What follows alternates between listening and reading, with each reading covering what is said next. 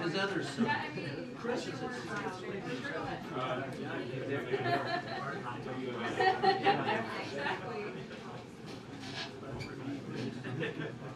Sorry. I've seen 4 mice.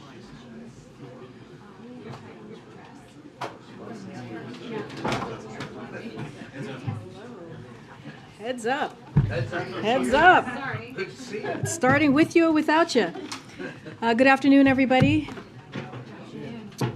I do want to take a couple of minutes to make some announcements that all of you already know, but it's been a few weeks now, and I want to make sure I acknowledge some new additions and well-earned promotions on our press team. You know how much we love to lift our team up here. So Andrew Bates will be taking on additional responsibilities, adding the role of Senior Communications Advisor for Strategic Response to his portfolio. Andrew has been a tireless and talented spokesperson on our team, and in his expanded role, he will have an increased focus on rapid response. Emily Simons has been promoted, as you all know, to Deputy Press Secretary. Emily has been a star leading our Econ War Room work and has grown into a strong leader and mentor on the press team. We are so proud to have her stepping into the role of Deputy Press Secretary and taking on even more. As you all know, some of you have been dealing with her closely on some parts of her new role. In the upcoming days, we'll also be welcoming our former press assistant, Michael Kikukawa, who many of you know. He'll be coming back to the press team as Assistant Press Secretary. Kiku, as many of us know him as very fondly, will be returning to our team from Treasury and taking on Emily's econ portfolio. And lastly, Robin Patterson, who some of you have already been working with, has come over to our team on loan from the Department of Commerce and will serve as Assistant Press Secretary through the spring. She brings a wealth of knowledge and experience to our team, and we are grateful to have her on board. Congratulations to our team on these well-deserved, well-earned promotions. So as you saw this morning, the President announced new action by the Consumer Financial Protection Bureau, CFPB, making clear 2 types of banking junk fees that cost Americans more than $1 billion annually are illegal, including surprise overdraft fees and bounce check victim fees, which are fees charged to customers who deposit someone else's bounced check. As CFPB Director Chopra said this morning, today's actions are just the beginning. His team is working on future rules and guidance that would take on credit card and other banking fees. The President also highlighted recent actions by the FTC to crack down on unfair and deceptive fees across industries, such as charging consumer fees they never agreed to, or charging mandatory fees with little or no added value, like hotel resort fees or event ticket processing fees. These fees seriously add up. Credit card late fees, overdraft and bounce check fees can cost customers more than $24 billion per year, and these important steps announced today will give Americans, as we say, as the President says, a little bit more of a breathing room. Now, it has been 40 days since the death of 22-year-old Mahsa Amini in the custody of Iran's so-called morality police. We join her family and the Iranian people for a day of mourning and reflection. The President said it at the UN General Assembly, and it remains true. Quote, "We stand with the brave citizens and the brave women of Iran who right now are demonstrating to secure their basic rights," end quote. We are concerned that Moscow may be advising Tehran on best practices to manage protests, drawing on Russia's extensive experience in suppressing open demonstrations. The evidence that Iran is helping Russia wage its war against Ukraine is clear and it is public. And Iran and Russia are growing closer the more isolated they become. Our message to Iran is very, very clear. Stop killing your people and stop sending weapons to Russia to kill Ukrainians. We remain committed to ensuring that those responsible for the brutal crackdown on those courageous protesters are held accountable. Today, we are announcing a joint action between the State and Treasury Departments designating 14 individuals and 3 entities using 5 different authorities, demonstrating our commitment to use all appropriate tools to hold all level of the Iranian government to account. Specifically, we are designating Iranian government officials who hold leadership positions within Iran's police and prison systems and who are responsible for or complicit in serious human rights abuses. We are designating the governor of the province of Sistan and Balochistan for his role in overseeing the violent response by security forces against peaceful protesters. We are designating individuals who are actively serve as commanders in the IRGC for their brutal response to protesters. And we are designating 2 entities involved in censorship, surveillance, and malicious cyber activity against the Iranian people.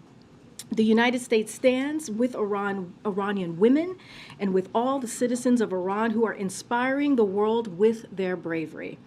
We will continue taking action to impose costs on those who commit violence against peaceful protesters or otherwise seek to suppress their very, very basic rights. And with that, I will turn it over to my NSC colleague, John Kirby, who's here to take a few questions. No problem. Just a couple things at the top. As you know, President Biden was pleased to welcome Israeli President Isaac Herzog to the White House earlier this afternoon. The 2 leaders discussed the enduring strength of the U.S.-Israeli partnership, all the ways that we can deepen cooperation between the 2 countries, and of course our unshakable commitment to Israel's security. They also consulted on a wide range of global and regional issues of mutual concern, including the threats posed by Iran and its proxies. The President emphasized that his administration's pledge to ensure Iran never acquires a nuclear weapon. They also celebrated the forthcoming conclusion of a historic agreement concerning the maritime boundary dispute between Israel and Lebanon, and that was mediated by the United States. President Biden praised Israel's statecraft and their courage and noted that the agreement will set the stage for a much more stable and prosperous region, as well as being able to harness vital new energy sources for the world.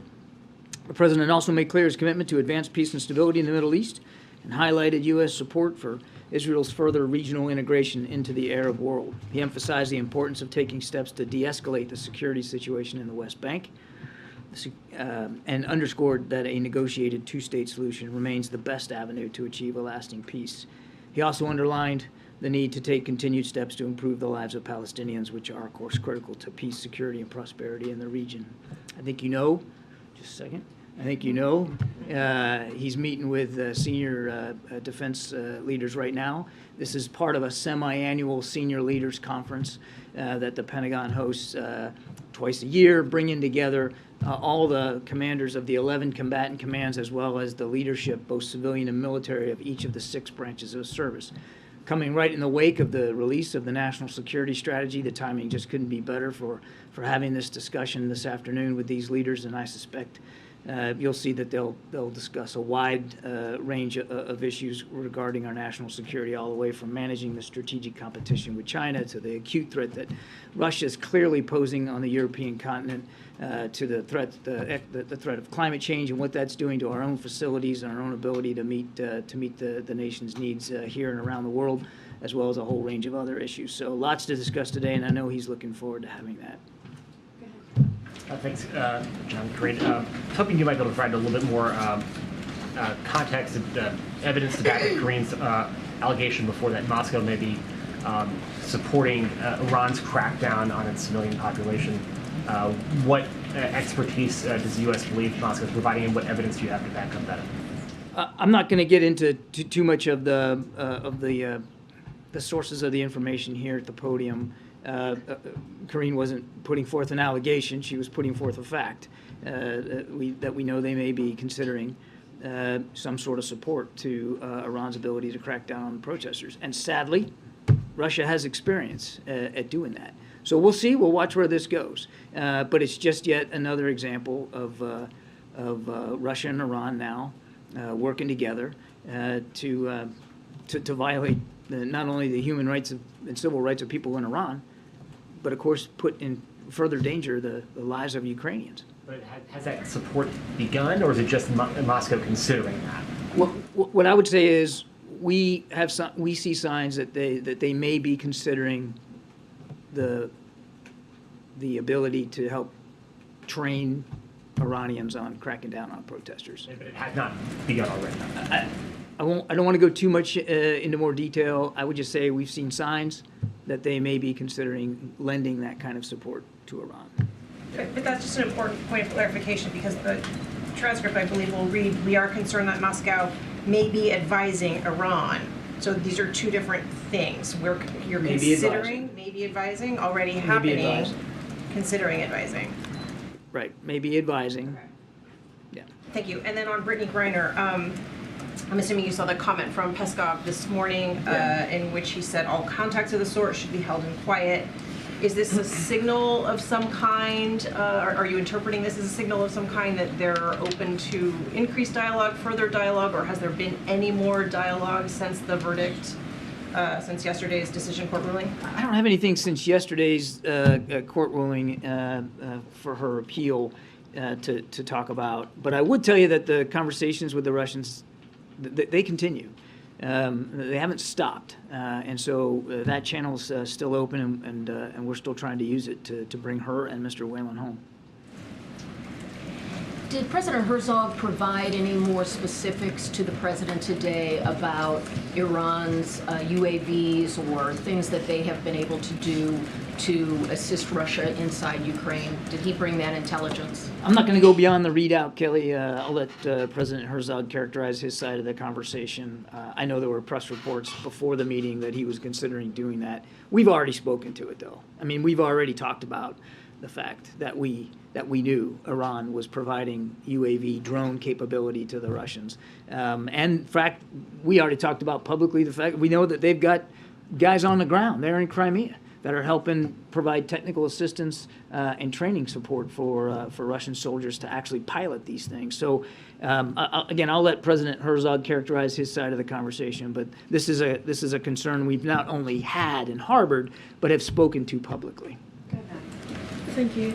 Sean, the Iranian foreign minister keep repeating, saying that the administration is sending messages that they want to re-engage in the nuclear talks.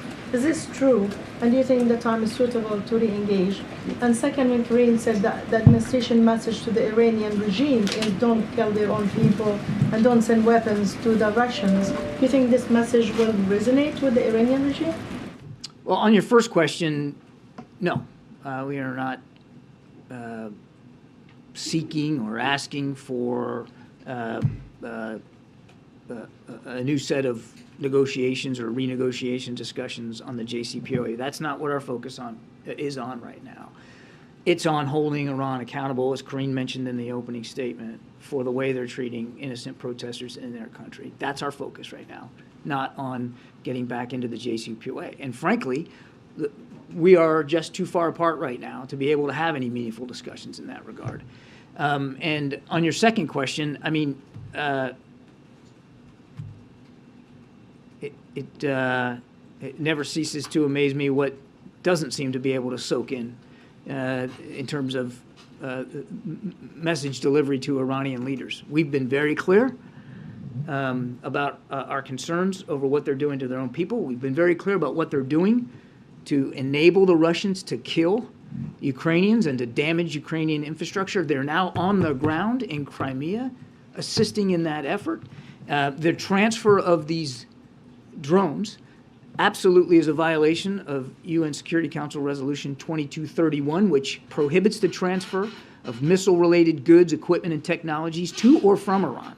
So I I don't think we can be any more clear about our concern about what they're doing. And we're going to continue to work with allies and partners and with the UN to see if there's additional ways to hold them accountable. Karine mentioned, just with respect to the treatment of protesters, another 14 now sanctions in place just today. And we're going to continue to stay at it. Admiral, it has now been exactly a month, a full month, since the explosions of the Nord Stream pipelines. Is there any update in the investigations to what happened there? I don't have an update for you, Jonathan. We still believe it was an act of sabotage. There's investigations that are ongoing. I'm not going to get ahead of them. There's no suggestion as to who conducted the sabotage? I'm not going to get ahead of ongoing investigations. Thank you, Karine. John, I wanted to ask you about Saudi oil production. Over the summer, did the U.S. strike a deal with Saudi Arabia to boost oil production? Look, there was, and we talked about it before the trip, that energy security was going to be something the president talked about when we went, that we were having conversations with Saudi Arabia before the trip about better balancing supply and demand. And obviously, when you heard the president himself in Jeddah after the bilateral conversation that we had, that he was hopeful that there would be a boost in production. There was a boost in production afterward. What I would tell you is, and I've seen the press reporting on this, there were discussions before the trip, obviously, about a better balance of supply and demand to stabilize the energy market. Of course there was, and we talked about that openly. But this recent decision by OPEC Plus to now cut these 2 million barrels certainly is not, and Karine said this a gazillion times, it's not in keeping with what we believe was the actual mathematical analysis of what needed to be done for supply and demand at a time when supply is the predominant challenge. We didn't believe it was in keeping with that, and it certainly wasn't in keeping with the conversations that we were having. But did those conversations ever culminate in a concrete deal with Saudi Arabia? Did Saudi Arabia ever agree that they would boost oil production? Again, I'm going to go back to what I said before. There were conversations before the trip, as you might imagine there would be, about an architecture that could better balance supply and demand to include what ended up as an increase in production at the end of the trip. I think I'm just going to leave it there. And then just a quick follow-up then on OPEC's decision, because the president said there could be consequences. Do you have any update on what those might be? No, the president's national security team is taking a look at that right now, internal here to the National Security Council, looking at options. Looking at this bilateral relationship with Saudi Arabia and what options we would like to tee up to the president for him to consider going forward. But the president also said he wants to talk to members of Congress, and obviously the members of Congress are not here in town. So we're not in a hurry. We're not in a hurry, and we don't need to be in a hurry. But clearly the president believes that we need to make sure this bilateral relationship, quite frankly, like every bilateral relationship we have with friends, partners, and allies, is suited to the national interests of the United States of America and to the security interests of the American people, and that's what he's going to stay focused on. But no, I don't have a specific update for you. Staying on that topic, the Saudi energy minister said yesterday that when it comes to this conversation, his country is taking the maturer route.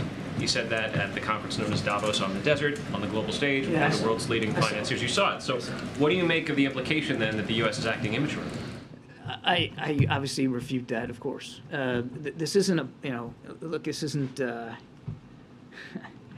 it's not like some high school romance here. We're talking about a significant, important bilateral relationship, a partnership that has survived over 80 years, an important partnership, a strategic partnership. We said that even before the trip. And I don't think talking about it in terms like that necessarily lends the gravity of how important this relationship is to the way that we're considering it. The decision was regretful.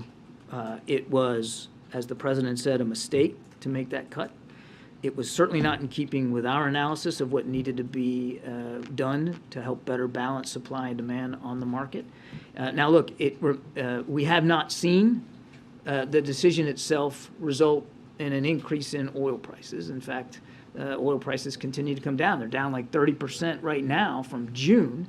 And of course, prices at the pump here in the United States are down about $1.20 since about that same time frame. So we haven't seen a radical effect here on prices, but that doesn't mean that we're all of a sudden happy about the decision at a time, as I mentioned before, when supply on the market is the predominant challenge. We felt that this was short-sighted, and again, we're gonna obviously take a look at the relationship going forward, and I can assure you that whatever this relationship looks like at the end of that process, it's going to be how we get there is going to be done in a very deliberate, measured way, keeping in mind our national security interest and those of the American people, the American troops and the American citizens that live over there, 70,000 of them in Saudi Arabia, as well as the strategic partnership that we have had for 8 decades with Saudi Arabia. All that will be factored in. If I can ask a question on a completely separate matter. On word yesterday from the president that the U.S. has been in constant contact with Russia, the parents of Austin Tice, the reporter who's been missing for 10 years in Syria, reached out to CBS News. They asked this question, which I'll pose to you. Why has Jake Sullivan not followed the president's directive of May 2nd to get a meeting with the Syrians? I'm not going to get into Jake's individual schedule. What I will tell you, first of all, obviously, our thoughts and prayers continue to go out to the Tice family, and obviously we want to see Austin home. No doubt about that. And we continue to work this very, very hard. I don't have anything on Jake's schedule to talk about, but I can assure you that the national security team is still focused on this. We believe he's alive, John? We're still focused. We're still focused on Mr. Tice. John, the Saudis took a veiled shot at the administration for selling the country's emergency oil reserves and said that that decision may become a painful one in the next few months. Is there any indication that they plan to further cut production? I'd have to refer you to them, Jackie. I don't have insight into what their future decisions will or won't be. What we did propose that they not make a decision right now and wait until the next scheduled meeting, which was very early next month. So we'll see what they end up doing at this next meeting. Do you feel that the administration has sufficient insight into what foreign governments are going to do, given the reporting that the U.S. thought that there was a deal to boost production through the end of the year, that the decision from the Saudis and OPEC Plus came as a surprise and caused a bit of a meltdown in the West Wing? And your answer just now saying that, don't have insight into what they might be doing. Is that at all a failure of our diplomacy or foreign policy? No, I mean, there's a lot there. First of all, we didn't have a meltdown. Secondly, while we can't predict perfectly what OPEC Plus is going to decide to do, we're not part of that cartel. It's not like we don't have ongoing discussions with the Saudis and with other members of OPEC. We do. And we try to get the best information we can. Obviously, they have to make the decisions that they're going to make. So we'll see where they go on this next meeting. What I can speak to is President Biden's priorities, and that's making sure that we continue to keep the price going down and to reduce the pain at the pump for the American people, and to try to do what we can in a measured, deliberate way to help better balance supply and demand inside the global market. And it is a global market, and I think that sometimes gets forgotten. What are we doing to increase the supply of diesel, given that the Energy Information Administration said as of October 14th, the U.S. only had about a 25-day supply? You have the Northeast and New York already rationing home heating oil. What are we doing to prepare for the winter and to ramp up supply of diesel? I'll take the question on the diesel because I just don't have the data on that in front of me. So let me take that and we'll get back to you on that. But writ large, the president has been working very, very hard to make sure that that not only are we ready for fluctuations that could come, and of course the prices are going down, and we think that's important, but that we are also doing what we can to help our European friends and partners who are also going to be facing a long, cold winter. We have doubled our commitment. The commitment he made in March for natural gas exports to Europe, we've doubled that commitment in terms of actual, getting things over there, getting natural gas over there. And we are working with foreign suppliers of natural gas and oil to see if we can't help our European partners diversify their own storage and supplies. Many of them are, in fact, building up their storage capability here for the winter. Some are farther along than others, and we're working closely with them bilaterally and multilaterally to see what we can do to help that. But I will owe you a question on the diesel. Jeremy and then Trey. Hey, Don. On the dirty bomb allegations that Moscow is making, I'm wondering if you can walk us through some of the potential scenarios that the U.S. sees here. As it relates to Russia potentially planning or executing a false flag operation, do you anticipate that they will use the mere threat of a dirty bomb by Ukraine as an excuse to retaliate with a tactical nuclear weapon? Or do you anticipate that they would actually deploy a dirty bomb themselves, blame Ukraine, and then use a tactical nuclear weapon? How does the U.S. see this? Yeah, let me start the question at what I would normally do at the back end, and that's to say that we haven't seen any indications that the Russians are making preparations for the use of a dirty bomb, or quite frankly, the use of tactical nuclear weapons. I think that's important to get right out front. It is a common Russian play for them to blame others for what they are doing themselves or about to do themselves, which is why we took it very seriously when the Russian defense minister called the Secretary of Defense and said that they had information that the Ukrainians were fixing to use a dirty bomb. So obviously, it's a false allegation. That's not true. The Ukrainians have nothing like that in mind. They have no intention to do that.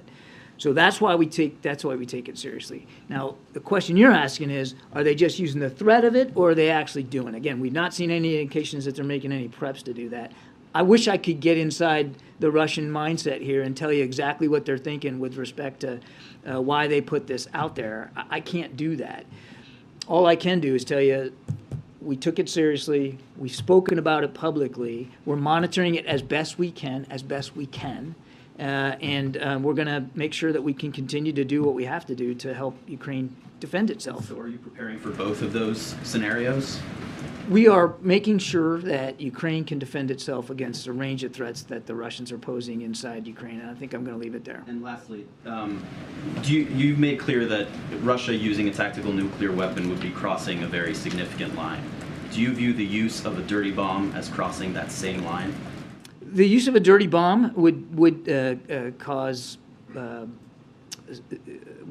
significant casualties depending on the size of it, and certainly follow-on casualties as well from radiation exposure.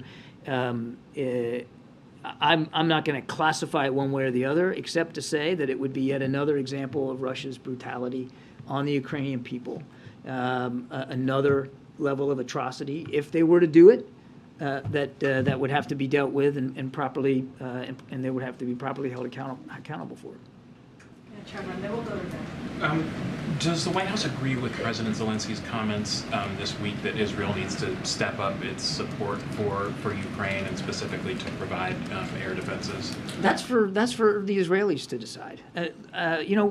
There's more than 50 some odd nations that are providing some measure of assistance to Ukraine, most of it in the security realm, weapons, non-lethal, money. That Secretary Austin holds the Ukraine contact group meeting now. I think he's had 6 or 7 of them. And here's the thing about it. Every nation that comes to that meeting, they do it on their own terms. And they decide for themselves what they're willing to provide to Ukraine. So not long ago, we were all talking about Germany because, there were issues about what Germany was doing or not doing, and Germany has evolved its own contributions over time. We have evolved our contributions over time.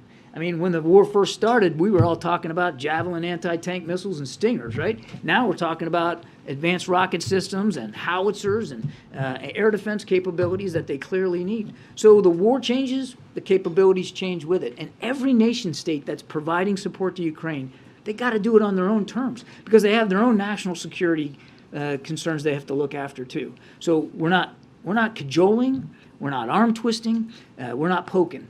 We are asking And we're holding these Ukraine contact group meetings to provide a venue and a vehicle for our nations to come forward and contribute. But they got to do it on their own. And look, the relationship with, as you saw today, with Israel is very, very strong, unshakable, as we like to say. And we respect that Israel has to make these decisions for themselves. And just to follow up on that, I mean, the U.S. has put billions of dollars into Iron Dome. Do you think that that technology that the U.S. has significantly funded should be used in Ukraine? That is going to have to be a decision for the Israeli leaders to make. But for our part, we're going to continue to, we have provided air defense capabilities to the Ukrainians since the beginning.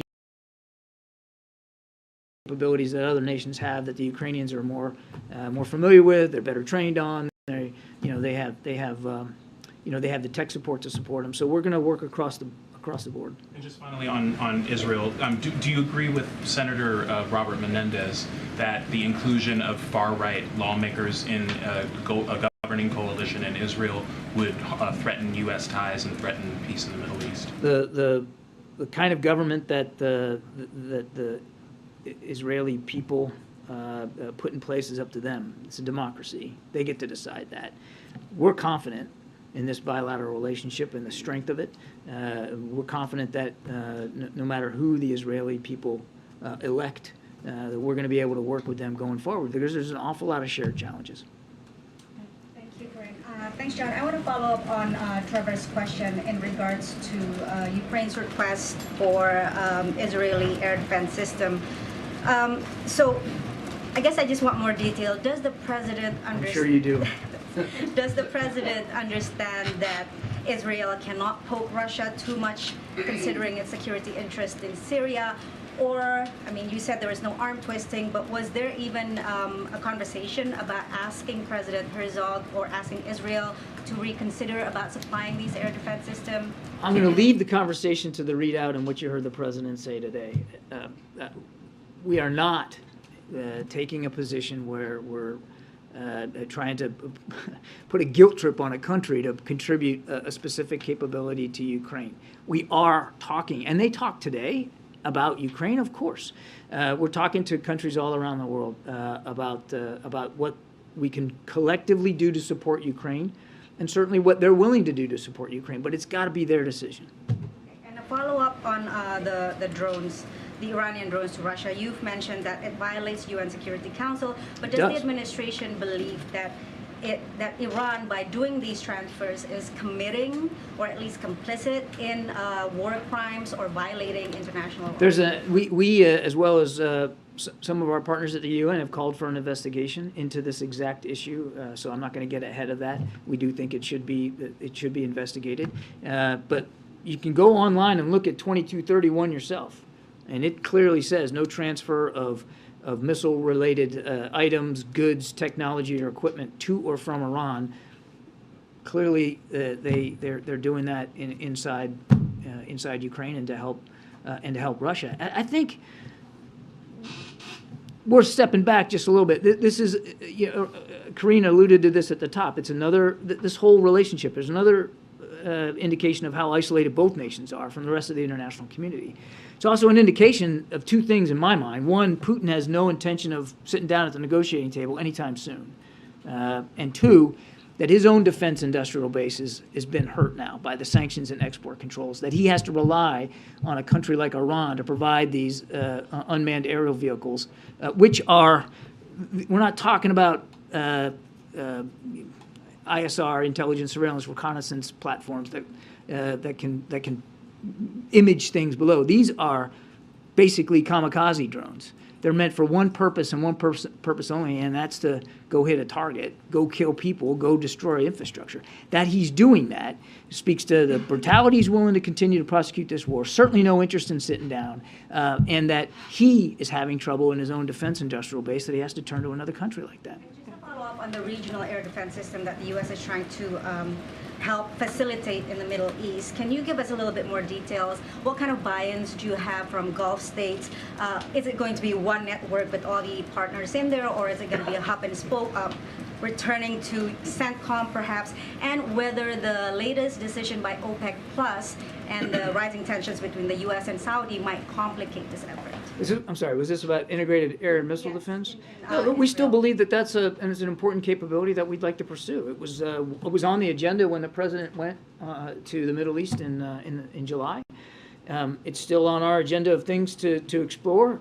Central Command is working through the modalities with our partners in the region. We still think it's an idea worth pursuing. Timeline for this? No, and there hasn't been. I mean, it's not. This is not the kind of thing that you're going to be able to slap together and just do in a couple of weeks. Integrated air and missile defense means netting together a series of sensors as well as kinetic capabilities, interceptors, missiles, and the launchers that put them up into the air, netting all them together in a coordinated way so that everybody shares the benefit of the missile defense capabilities of your neighbor. And given the fact that Iran's ballistic missile program continues to improve and grow, we still believe there's a lot of merit in that idea.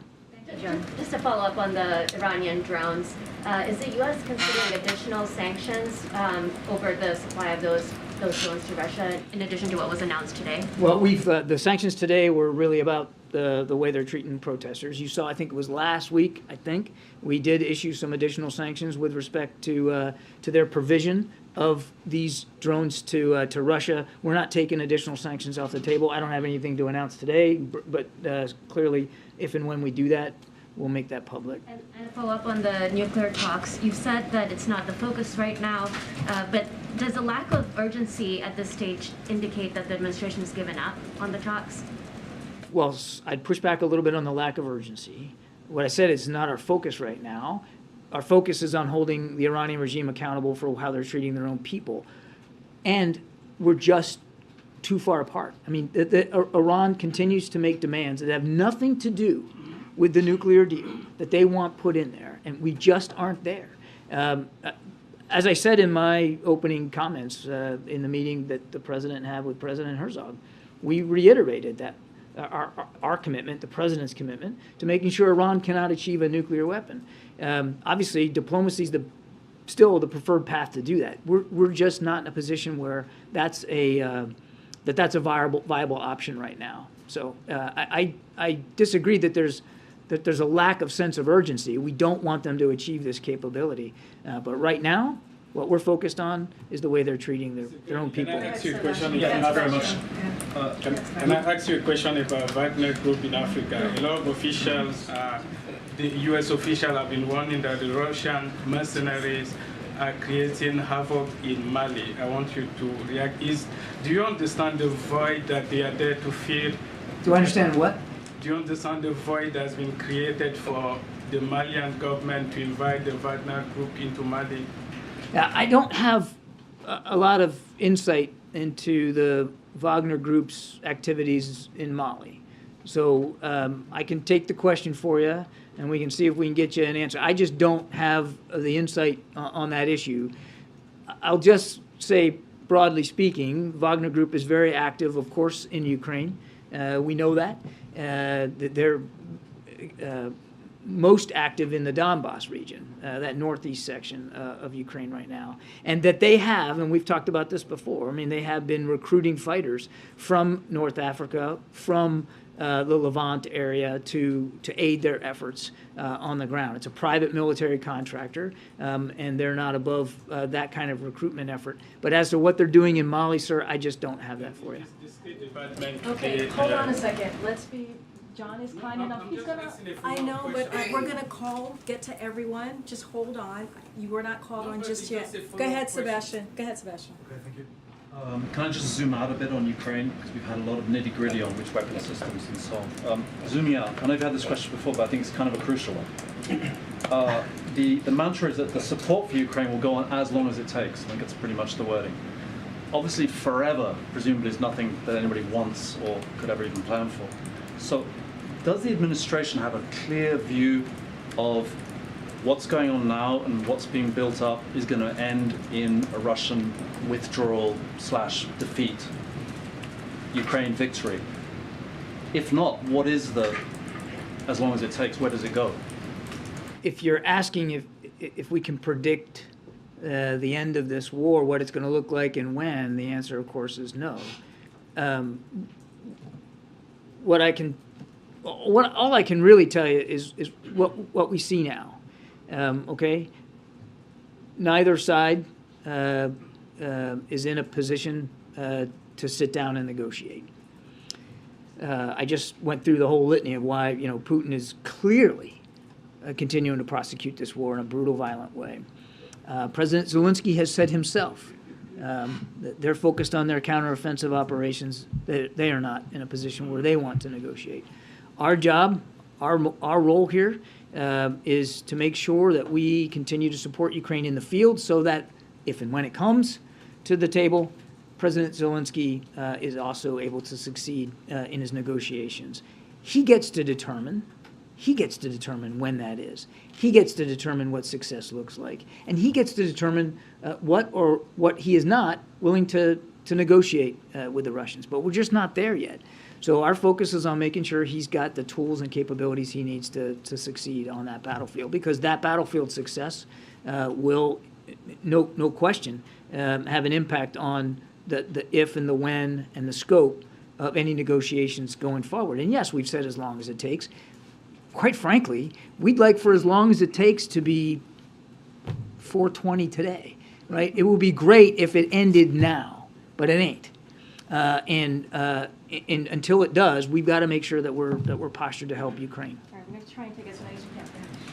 Just to sort of follow up on kind of the conversations you've been having about Russia and Iran, is the assessment then that relationship has grown closer since the invasion of Ukraine?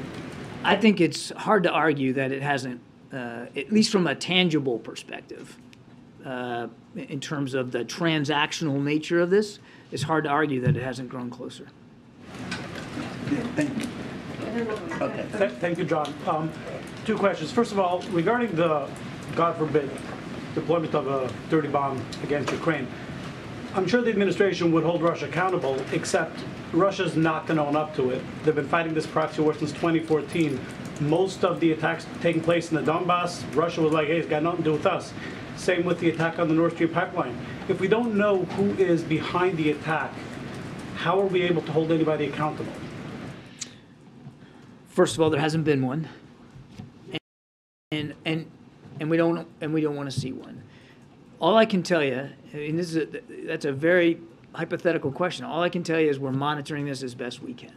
We know that the Ukrainians are not planning, are not thinking, are not preparing for the use of a dirty bomb. We know it's a part of the Russian playbook, again, as I said to Jeremy, to blame others for that which you're going to do yourself, which is what gives us concern. We're going to watch this as best we can. I can't tell you with perfect specificity that should one get used, we're gonna know the time and the place and the size, and that we're gonna be able to have forensic evidence right on the ground about where it came from. But we're going to treat it seriously, and we're obviously to the degree Russia needs to be held to account for that kind of activity, we'll do that. You said the Ukrainians are not preparing for that right now. That's right.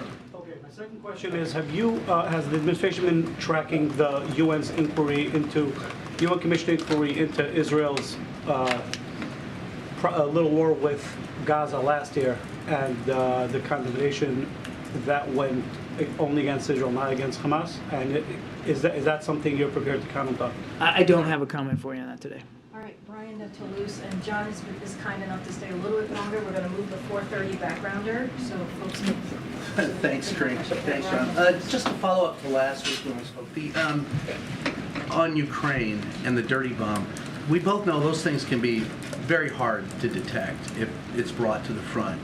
How confident are we that, or how confident is the DoD, how confident are you that hasn't happened, and are there additional preparations to be made to ensure that it doesn't happen? I'm confident that we're monitoring this as best we can, and I say as best we can on purpose, because it's not perfect. We don't have perfect visibility into everything that might be done or have to be done if one were going to actually use a dirty bomb. And just to make clear, it's a conventional explosive device using radioactive material to use the explosive device to spread that. And a lot of it would depend, on size and how much preparation was put into it, if in fact it was used. So we're watching this as best we can, and all I can tell you with confidence is we don't see any indications that there's preparations for use. We certainly know the Ukrainians aren't going to go down that path. We've seen nothing that would tell us that the Russians are, at this point, preparing to do that at this time. And then a quick follow-up to yesterday's withdrawal of the letter from progressives of the Democratic Party requesting a change in the status of our relationship with Ukraine. For our allies, there have been reports that our allies are a little concerned about our commitment to Ukraine because of that statement. Can you just state categorically that the U.S. has not changed it and won't change its attitude, or can you make that statement? I can say not only have we not changed our approach to Ukraine, but we haven't seen any diminution or any concern expressed by our allies and partners either over the press reporting on this letter. These Democrats, as you know, they pulled the letter back. I'll let them speak to their decision making, but we have enjoyed and continue to enjoy terrific bipartisan support for our approach to Ukraine and the kinds of security assistance that we're providing. And we're going to need that support going forward. The President's not worried about that. Thank you. Thanks, Green. Thanks, John. I'm going to try to keep this to one question. Thank you. We'll see. Is that a problem for him? Actually, he's It may depend on your answer. We'll see. President Herzog said today that President Biden would be attending COP27 in Egypt. I was just wondering if you had any details on that trip and any information about what the president hopes to accomplish in Egypt. I don't have any travel or schedule for the President to speak to today. Second question then. On the U.S.-Saudi relation review, you said there's no hurry, that this could take a while. The President can take his time to do this review correctly. Obviously, there's some things that have happened between the announcement of this review and today, and obviously more things could happen. Yesterday, we heard about how it was noteworthy that the Saudis had voted against Russia at the UN and had provided millions of dollars for Ukraine. Today, you said it wasn't so great that the Saudis were talking about who's mature and not mature in the relationship. You talked about the upcoming. Yeah, I don't think that was helpful dialogue. No. So my question is sort of, are there things that the U.S. is looking for the Saudis to do between now and the completion of this review to shape the way and the direction of the review? Are there things that the Saudis could do to shape the direction of the ultimate? We haven't given them like a to-do list. I mean, that's not the way a strategic partner acts with another partner. Not at all. I think Karine did talk about yesterday their vote at the UN, and they have contributed now, or agreed to commit hundreds of millions of dollars to Ukraine. All that's welcome. As I said to the question I got on Israel, these are national decisions and sovereign decisions, and we respect them all, and we certainly respect the ones that the Saudis have taken recently. But no, we're not. It's not like we have a laundry list of things that they have to do or that we're asking them to do. I want to go back to what I said before, at the risk of sounding redundant. It is a strategic partnership, and it has been for 80 years. Nobody's talking about rupturing it. It's an important partnership that bears fruit in the region on many different levels: counterterrorism, climate change. I mean, there's a lot there. But we believe that in light of the decision, that we want to make sure this relationship going forward is obviously serving the national interests of the American people as best it can, and we'll get there. And as I said earlier, it's not going to be rushed. It's not going to be done in a careless way. We'll look at this very, very deliberately over time, and in consultation with members of Congress. But no, there's not a list. Three more, and then we'll let John go. Thank you, Karine. So I've got a question about Saudi Arabia and a question about China. On Saudi Arabia, U.S. citizen Saad al-Mahdi, who's imprisoned for a series of tweets he sent, his son told me that President Biden, quote, sold my father for oil by prioritizing gas prices over his release. Do you have a response to that? And on China, this is a very simple question, but it's an enduring point of uncertainty. Does the president's son still co-own a company with China's government? And if not, can you provide some basic transparency about who bought that stake and for how much money? I don't have anything for you on your second question, but let me address your first. First of all, we understand the angst that the family's going through. We appreciate that. We respect that. And we know that they'd love nothing more than to have him back. I think this was the son who said this, his father. We know and, again, respect the pain and the anguish that they're going through. And we never lose sight of the pain that families are feeling here back home, or the trials and tribulations of people that are wrongfully detained elsewhere around the world. It's something we're constantly focusing on. So I would just say to that family, again, we respect and understand and sympathize with the anguish. We continue to work on these cases all around the world as much as we can. I don't have I would refer you to the State Department for the characterization of this particular case. But it's not just wrongfully detained Americans. We are concerned about all Americans that, that are held overseas against their will, whether it's technically wrongfully detained or not. And I'm not going to get into this specific case.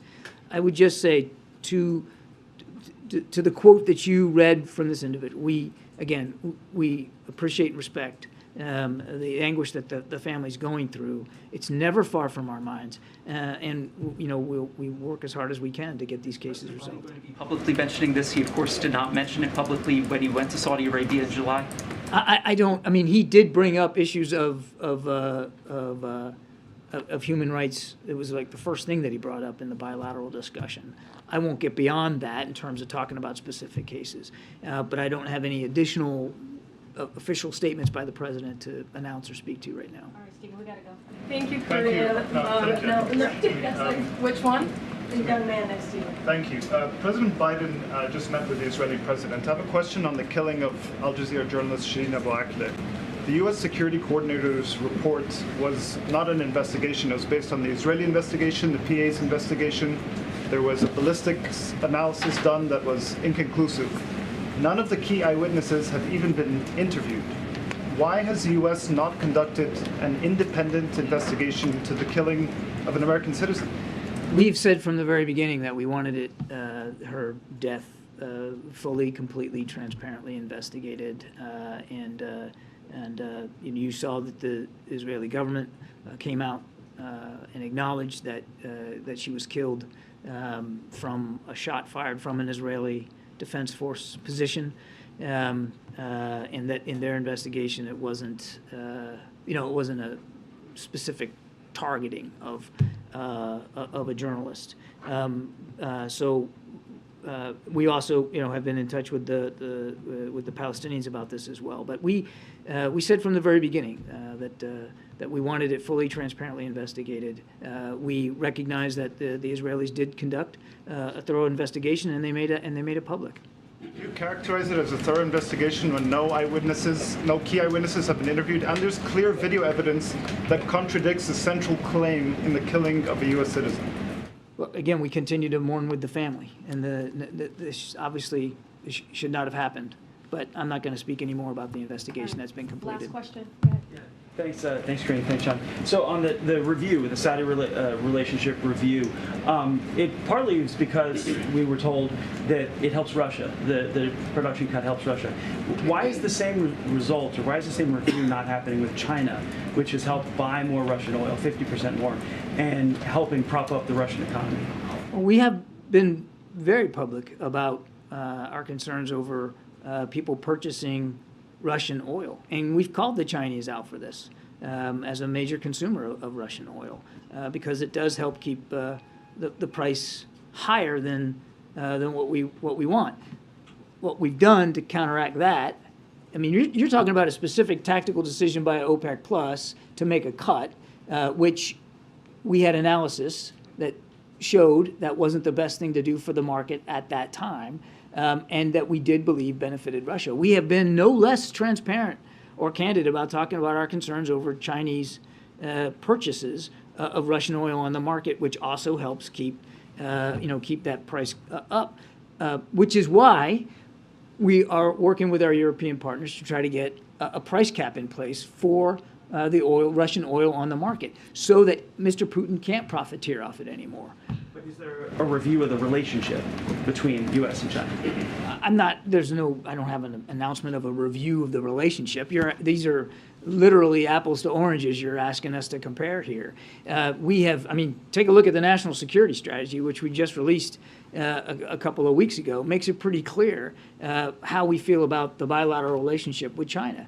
It's a strategic competition, a competition that the president believes the United States can win, and there also present specific threats and challenges in the Indo-Pacific region that we have to make sure that we're ready for. And we're not bashful about talking about this very complex relationship with China. There are things that we believe we can and should cooperate with them on. Climate change is a good one, and they're the ones that pulled back the bilateral discussions that we were having at a working level on climate. They're the ones that pulled back on some of the military bilateral working level conferences and forums that we had. So there's tension in this relationship. We believe we can manage that tension. We believe we can succeed in this strategic competition. And again, I would point you to the National Security Strategy, which I think lays it out perfectly clear how we look at this bilateral relationship and, with or without a review, how we're going to manage that relationship going forward. Thanks, everybody. Appreciate it. Thanks, John. All right. Thanks, John, for your time. Appreciate you. Okay. We have about 15 minutes. So, Zeke, you want to kick us off? Did the president watch last night's Senate debate in Pennsylvania? I knew you were going to ask that question. So I actually tried to get an answer for you. I went to the Oval, but the president has had a very busy morning, as you all know, with the Israeli president he's hosting who's in town. And so I was not able to get an answer on that, if he was able to watch the debate last night. But I do want to be careful. I'm not going to get into political matters from here. No, I know. I always preface that because just want to be safe here. We do care about the rule of law here.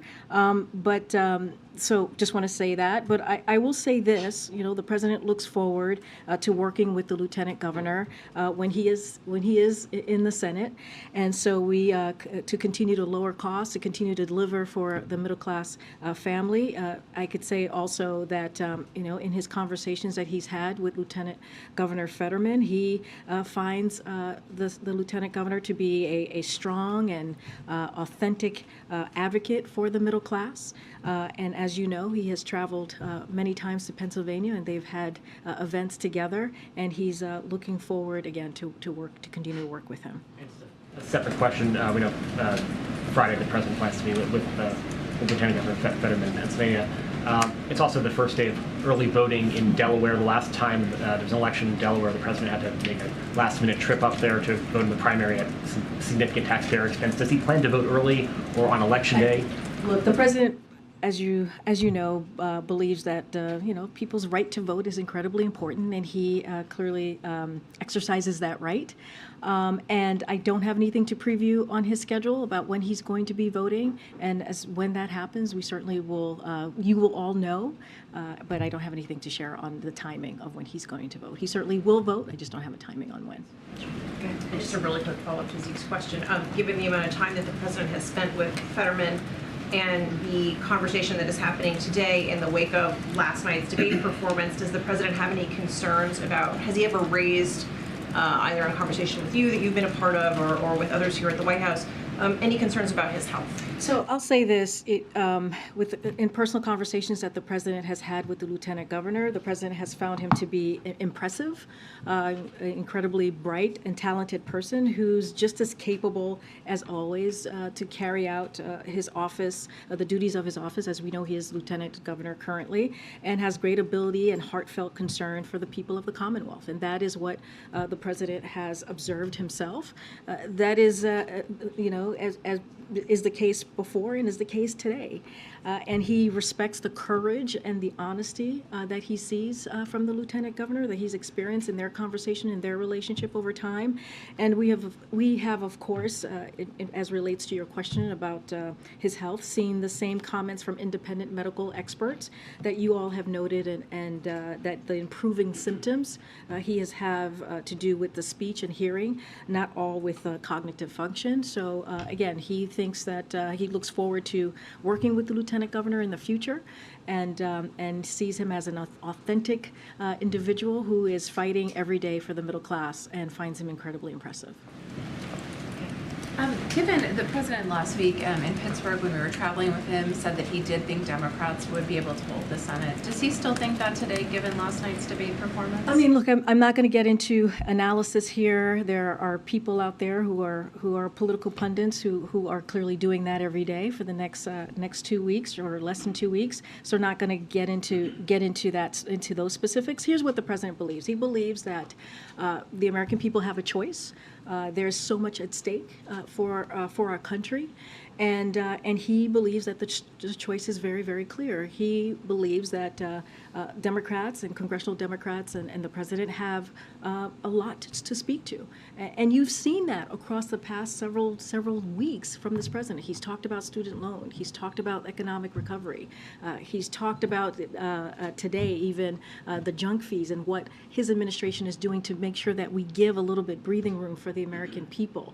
He's talked about lowering costs. We see gas prices, as Kirby was saying, has come down about $1.25 a gallon because of the work that this president has done. So he believes, and let's not forget the Inflation Reduction Act that only Democrats voted on, that's going to lower healthcare costs, that's going to really put in a great effort in fighting climate change, and also lower energy costs. So for him, he believes, and also congressional Democrats, because you hear them talking about it as well in their districts and states, have a lot that they have delivered for the American people, and that's going to be his focus these next couple of weeks, as it's been these past several months.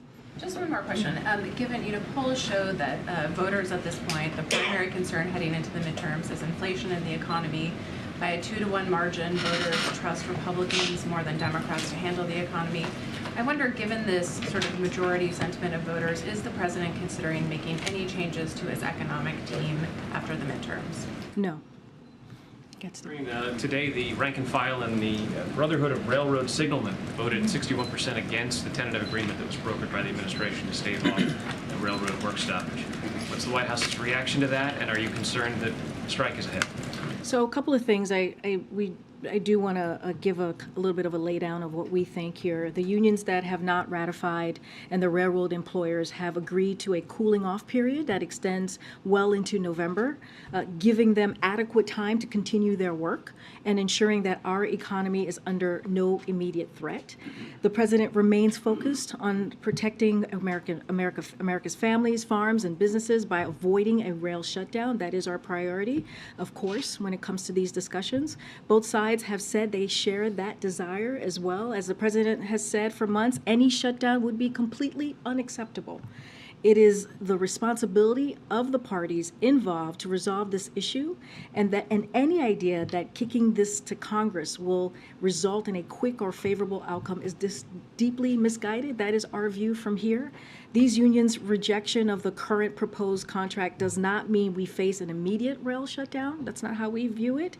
But it does mean that the union and the employers have additional work to do. Unions are democratic organizations, as you all know.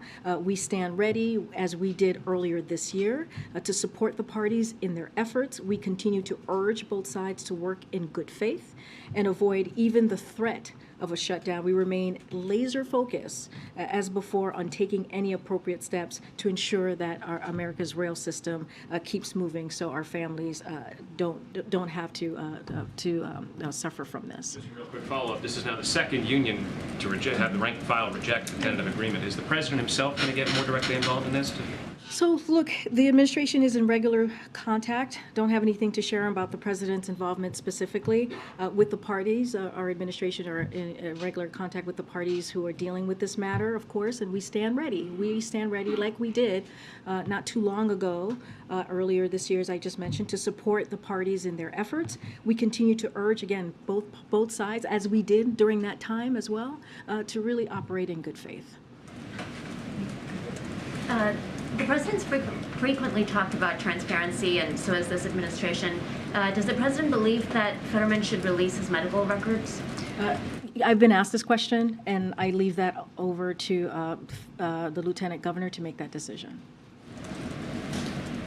One more on Fetterman. I'm just curious if the president feels that the lieutenant governor's decision to participate in that debate was an important moment in terms of welcoming people who have disabilities into the public sphere, and whether that was important symbolically.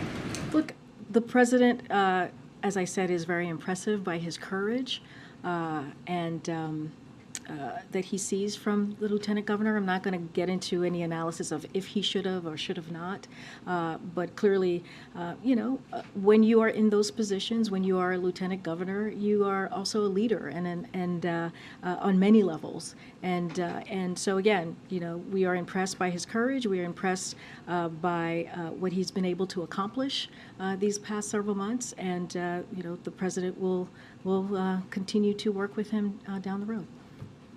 Thanks, Green. I wanted to ask you about Leader McCarthy's comments that a Republican majority would not write a blank check as it relates to Ukraine aid. My colleagues are reporting that McCarthy has been reassuring Republican lawmakers that his comments about Ukraine aid, that he wasn't planning to abandon Ukraine aid, and that he was simply calling for more oversight of federal dollars. I'm wondering if the administration accepts that interpretation, or if you have any comment on it, and also whether McCarthy or his office have reached out, or if you've had any conversation with them about the future of Ukraine aid. So I'm just going to repeat what the president said when he was asked this question, because I think he touched to the question that you're asking me.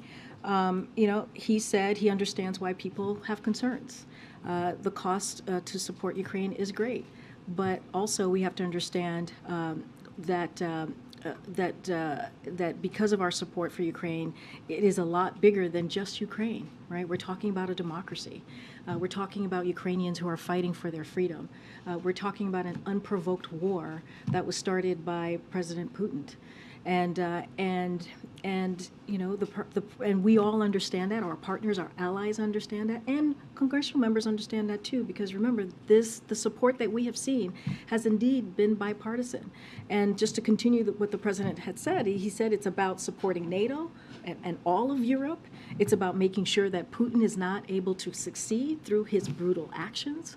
And our support for Ukraine will remain strong until the end of this war. So we are committed to supporting Ukraine during this time, and we are impressed by their bravery, and we're going to do everything that we can to continue to give them that assistance. Just given the significant possibility that Republicans will retake a majority in the House, have there not been any conversations between the White House and Leader McCarthy's office about the future of Ukraine aid in the wake of those comments? So I'll say this, I don't want to get too much into hypotheticals from here, but I'll say that we have kept that line of communication open throughout these past several months with congressional members. Remember, this is a bipartisan effort, and we appreciate the bipartisan effort, and that's what we will continue to work towards. Go ahead, Kelly. Was the White House in any way surprised by the performance of the lieutenant governor in the debate? I know that people here, including not just the president, but others have been in touch with him. But was there any surprise in terms of how he performed, given the auditory processing, given the high profile of the evening and that sort of thing? Was it a surprise to the White House at all? So look, it's been a busy day. As you know, you guys have been watching the president. He gave a speech on junk fees, which is going to be incredibly important to the American people, saving American people $24 billion. So that was something that he was certainly focused on. The Israeli president is here, who he's hosting, as you all know. So it's not a conversation that we are currently having here internally. But I will remind you that the president was just with Lieutenant Governor just last week, I think a week from today, when we were in Pittsburgh, and the president talked about the bipartisan infrastructure legislation, how it was able to really help to rebuild the Fern Hollow Bridge, as we remember back in January, fell, really just collapsed, and thank goodness no one was severely hurt. And because of the work that this president has done, we're able to rebuild that bridge in a year's time. And so, or just under a year to be exact. So that's kind of our focus. Our focus is how we're going to continue to do the work that we have been doing for the past several months. Again, the president, in his personal conversations with Lieutenant Governor, he finds him to be an authentic, really brave individual. Do you need to have any additional captioning service or anything like that to help facilitate that conversation? Well, you guys saw him. I think some of your colleagues were there when we went to Philadelphia to the fundraiser, and so your colleagues were there, and so they could speak to that themselves. And so, I'm not gonna get into what he shouldn't do, not do medical. That's not my place to do. That is for the Lieutenant Governor to answer on his own for himself. But again, the president looks forward to working with him down the road. On student loans, I was wondering, is the White House making any preparations for the possibility that the Court of Appeals could block President Biden's student loan debt forgiveness? So right now, as you know, I've talked about this a few times. When we look at what has occurred with the court, it is a temporary court order, as you all know, and I've talked about this earlier. The Eighth Circuit's temporary order does not prevent borrowers from applying for student debt relief at studentaid.gov, so people should go there, studentaid.gov again, and we encourage eligible borrowers to join the millions of Americans who have already applied.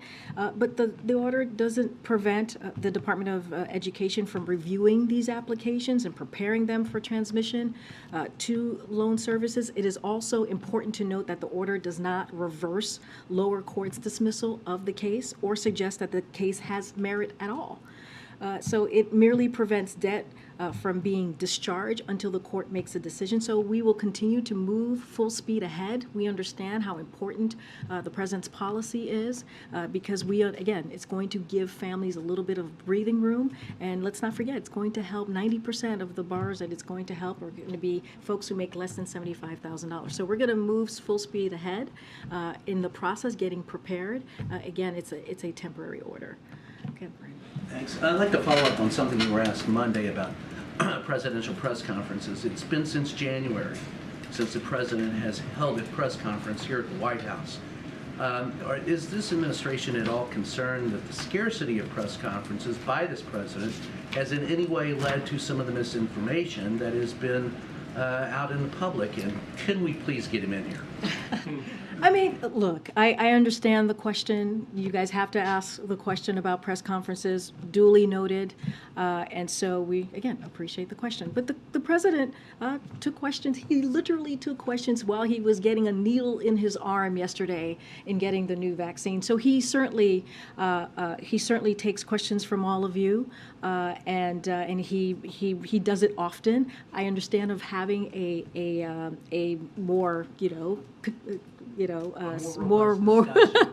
Well, I mean, look, the president is happy to take questions. He does it pretty regularly. I duly noted on the press conference.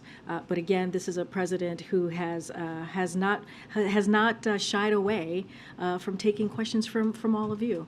And so I think he'll continue to do that almost every day. He'll continue to make sure that I'm sure on his own, will continue to take your questions. Just let him know we'd love to see him in here someday. Okay, but again, I'm not going to get ahead of him, of where we are with the process. But again, the president takes questions from all of you almost every day. Thanks, Greg. You had just said that there are no plans to adjust the economic team after the midterms. So I just want to ask in a follow-up, can the administration then say when Americans can expect to feel relief from inflation? Is there a date they can look to? So I will let the experts speak to that. I'm not going to get into when that's going to occur, right? But we have seen some relief over the past several months. We understand there's more work to be done. But look, the president has been laser focused on doing the work every day to lower costs for the American families because he understands what inflation is doing to American workers, American families, and so he's going to continue that work. I just talked about gas prices. That has gone down about $1.25 a gallon for the past several days. It's going to continue to go down. That is saving American families about $130 per month. That matters. Last week we talked about hearing aids. That's going to how we're lowering cost. Hearing aids cost about $3,000 a pair. What the president did last week is going to help, tens of millions of Americans, and that matters. The junk fees going to give Americans a little bit more breathing room. So look, we understand that there's more work to do. We understand that families are being squeezed by what's happening currently with inflation. But again, we have seen some moderation. I believe we'll continue to see that. Don't want to get too much into the economist world, but because of the president's economic policies, we have made sure, the president has made sure that we don't leave anybody behind, that we have a strong labor market, that unemployment is at the lowest that it's been in 50 years, and that matters. And we should talk about that as well as acknowledging what American families are going through. I'm just going to, okay. All right, guys. Thanks, everybody. Thank you.